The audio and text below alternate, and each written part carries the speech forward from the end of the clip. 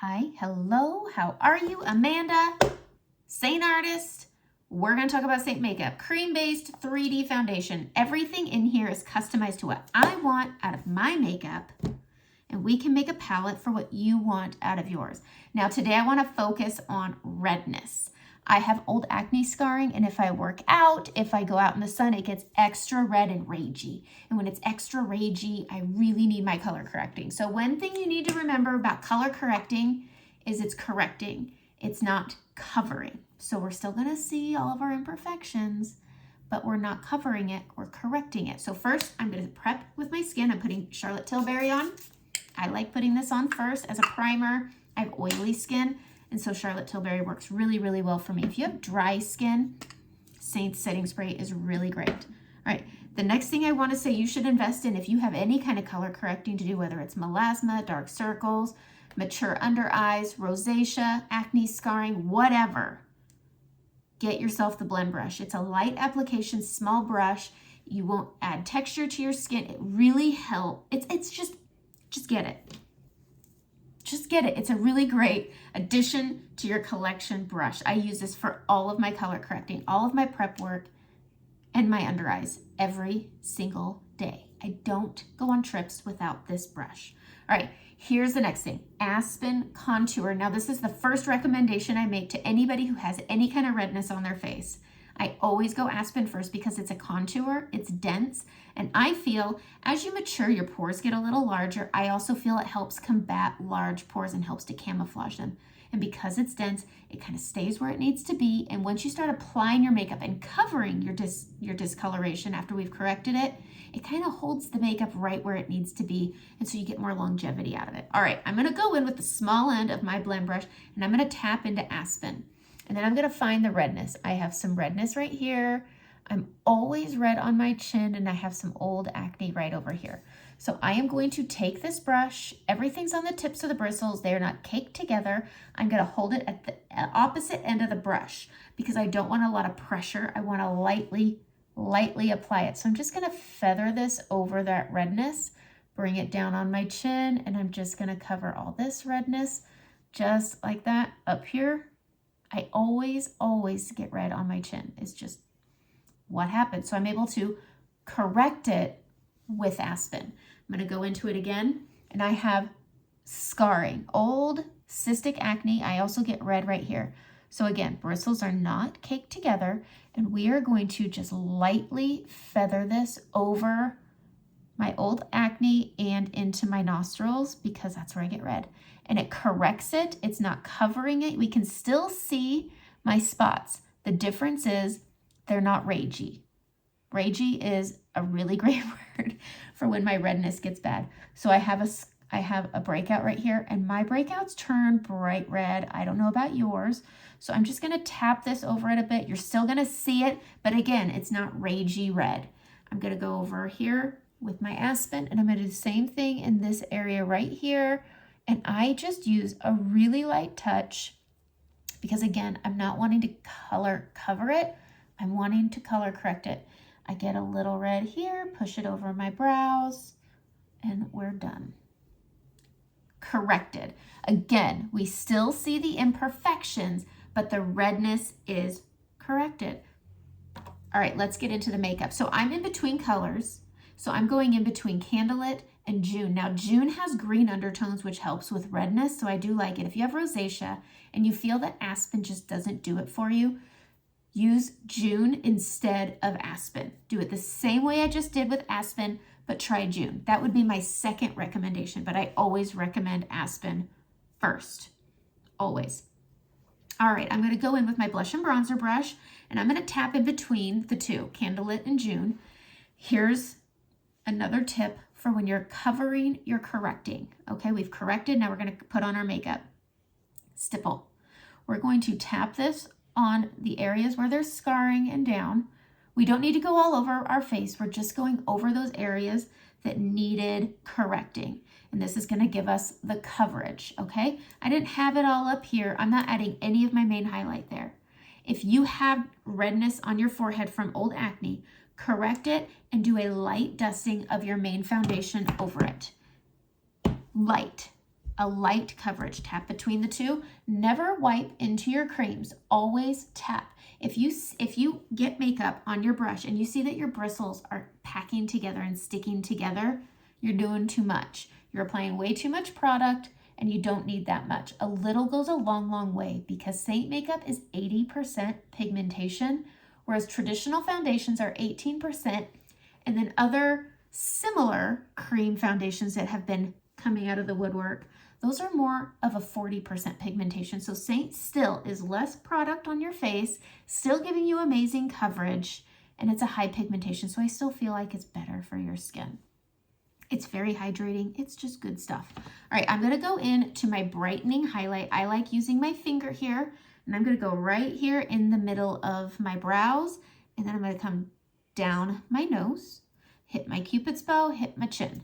I'm gonna take that brush again and I'm just gonna tap it out. This is gonna blend into my main highlight. I always stipple, especially with the fact that I need so much correcting. And I'm just gonna stipple this all out and it's gonna blend in to that main highlight, and it's gonna give me foundational coverage, but it's also going to give me dimension. So it looks like light is reflecting off my face. So I'm still getting foundational coverage. I'm still getting dimension. And it looks nice. We don't want to be a one-dimensional face. You start looking flat and lifeless when that happens. All right, we're going to go to the detail brush. It's my favorite brush, especially for contouring. And I'm going to use Indigo, this dark, scary color. My rule of thumb with contouring is go heavy, go dark. It can always be blended down. Always tap. Even on the contour, you don't need to wipe. You don't want your bristles sticking together. I go from the top down, and I'm going to pop it here. I'm going to pop it here. Pretty scary, right? It's going to be okay. And then I just connect the two. I use a light touch. Because they're creams, the warmth of your skin is going to warm up the product, and it's just going to blend seamlessly with your skin. And I'm just using little circles, creating dimension. And now I'm going to go into that brightening color, and I'm going to sweep this out and I'm going to blend them together. I don't need that main foundation everywhere because everything I've put on my face, all of these products are foundational coverage, but it's also giving me life. It's giving me dimension, and we're not going to look flat and boring. We're going to look dimensional and bomb. All right, go into the nose. The nose can be tricky. I struggle with my own nose, and I've been doing this for over 2 years. I'm going to go on the edge of the brush, again tapping, and I'm going to go to the top of my nose. Everybody's nose is different, so I can only contour my nose with the way that it works. I have a bit of a bump right here, and so lately I have been contouring just the top of my nose right here. I just go and do 2 little lines on either side. Then I'm going to go on the tip of my nose and I'm going to divot in, and then I'm going to square it off. I'm going to kind of skip contouring right here because it goes in already and I don't want to accentuate anything.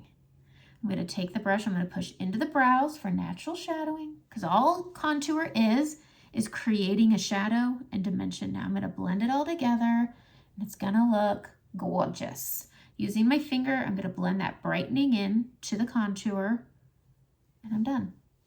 That was quick for me. Okay. Going back in, we're going to do our cheeks. I tap in on that edge. I always apply my contour to the edge of this brush. And I am going to push onto that cheekbone. And I keep my brush at an angle and I hit my cheekbone. We don't want it to come in past the outer corner of the eye. And we just push up. Pretty easy. Now, if you're going to contour your cheeks, try to remember to under blend. You want this to look terrible. If it looks terrible, you're doing great. And as you add these, you'll start noticing that you've got to recite in your head, trust the process, trust the process. Because I do my under eyes last. And as I add all of this dimension and my under eyes are untouched, I start looking awful. It's kind of like you got to make a mess to clean a mess. Same thing. All right, I'm going to go to that cheekbone using that angle, hitting that cheekbone, not in past the outer corner of the eye. And I'm just pushing it up. But I always stipple. I focus my stippling on the cheeks because I have that discoloration, because I've had to do that color correcting. I don't want to compromise it. So stippling is important. All right, I've contoured my cheeks. I've given them some lift. We're gonna tap, tap, tap into that contour again, and I'm gonna carve my jawline. Now, how do we do that? There's only one thing you need to do to really structure your jaw, and that is go in front of your earlobe. Everything else, who cares? Get that jawline and go in front of that earlobe. As long as you go in front of the earlobe, you're fine. That's really the only part where I'm like, go in front of your earlobe. Don't pull your jaw behind your ears. Structure that out by creating a shadow. Easy peasy lemon squeezy. All right, I like some warmth on my skin, so I'm gonna add some bronzer. Now you can do two colors. This is actually a highlight color. This is Icon, really pretty. And then there's my tried and true Bella bronzer, and I just can't quit it. So that's what I'm gonna use today. And I'm going to go on either side of my forehead because I want my skin to look sun-kissed. And I'm gonna bring it down. We're gonna leave it like it is. We want it to look terrible. And then I'm gonna go right above that contour right here. I'm using the blush and bronzer brush. And I'm going to go up, and I'm gonna put this on almost like a, well, I'm gonna put this on like a blush. I bring it on the entire part of my cheek, just like a blush. And I'm just doing big circles on my forehead, and I'm gonna bring this down. Same thing over here, just like a blush. I'm gonna smile, because as you mature, you lose volume in the apples of your cheeks. So if you smile, you can see where they are, and you can blend down to it, rather than guessing and getting it wrong. You don't wanna do that. Okay, so I've got my blush on, or not my blush, my bronzer on. Now I'm gonna put my blush on, and I am using Pink Grapefruit. I've been really liking this. I'm gonna start up here at the top of my cheeks. Okay, up on the top of that cheekbone, and I'm gonna bring this up, and then I'm gonna bring it down. I like a warm cheek, and so but I like a hint of pink. So basically it's Bella and Pink Grapefruit, and it's for the win, really. But I always focus it up here because I have maturing cheeks, because I am 41, and I am losing that volume. I'm gonna use the fluffy end here, and I'm just gonna go all over my face, melding everything together. I'm gonna go into that bronzer right here with the fluffy end, and I'm gonna get my neck. And that's because my neck is always, no matter the season, summer, winter, spring, fall, autumn, whenever autumn happens. I live in Oregon, we really don't see autumn. So my neck is always lighter than my face. So I always add just a bit of bronzer to the top portion of my neck.